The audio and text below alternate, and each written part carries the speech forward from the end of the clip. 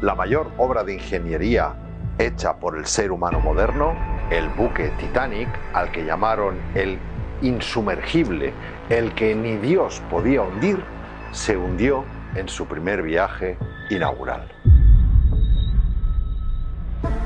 Y como siempre, la historia la conocemos por las películas, en este caso, muchas y muy taquilleras, quedando todo en una simple y romántica historia de amor. Pero algo no cuadra en esta historia, y es pura física. La versión oficial dice que el Titanic rozó, que no chocó, contra un iceberg, que le produjo al pasar una brecha en el casco de 120 metros de largo. Pero el hielo submarino de un iceberg jamás puede producir una grieta así en un casco de acero de doble plancha de 2,5 centímetros.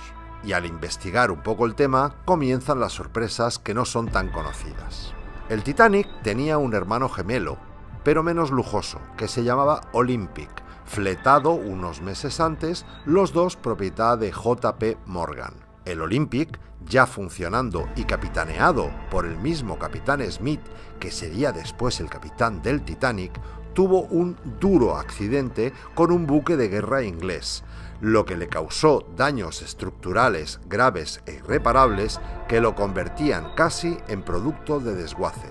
Pero su propietario, J.P. Morgan, no había asegurado el Olympic y tenía que hacerse cargo de la reparación de las dos naves. En Belfast, en 1911, estuvieron los dos barcos juntos en el astillero y en esos meses les cambiaron el nombre a los cascos, añadiendo una cuarta chimenea que no funcionaba y decoraron el Olympic averiado para que suplantara al Titanic. Y en el famoso viaje inaugural salió el Olympic averiado y escorado, haciéndose pasar por el Titanic. Con esto, la compañía de seguros cubrió la operación con $5 millones de la época y el auténtico Titanic siguió navegando bajo el nombre del Olympic hasta 1935. Curiosa historia, ¿verdad? Pero esa no es la única sorpresa, ni mucho menos, porque 5 días antes que el Titanic salga un buque llamado SS Californian, del mismo propietario, J.P. Morgan, cargado tan solo con mantas y jerseys,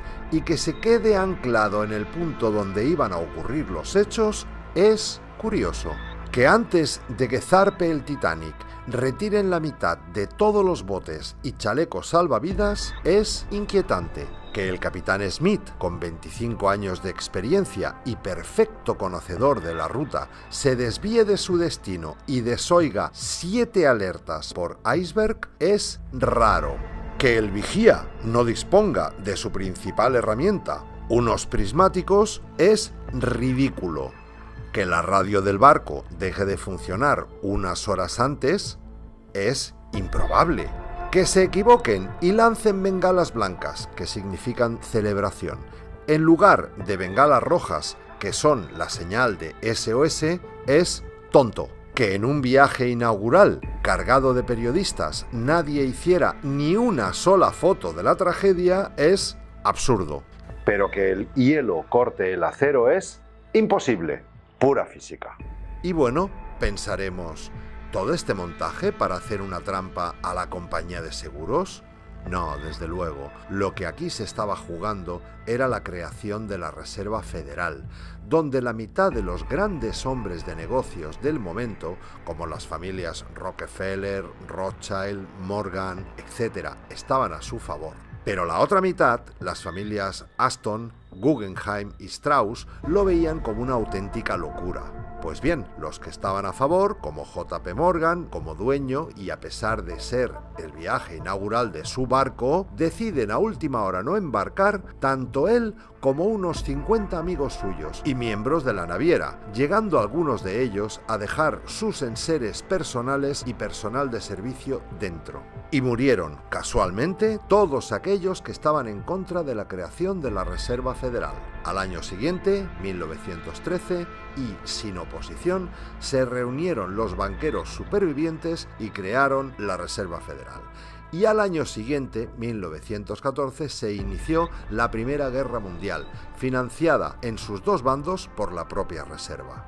Pero llega el momento, en 1985, en que encuentran el Titanic a 3.000 metros de profundidad y, ¡oh, sorpresa!, resulta que no tiene ninguna brecha de 120 metros, sino que tiene varios agujeros de entre 1 y 50 centímetros producidos al parecer por varias explosiones que se produjeron desde dentro hacia afuera, y en las hélices el nombre de Olympic. La sorpresa final nos la llevamos cuando existe un libro, además llamado Titán, de Morgan Robertson, describiendo al milímetro lo ocurrido en el Titanic, pero escrito 14 años antes.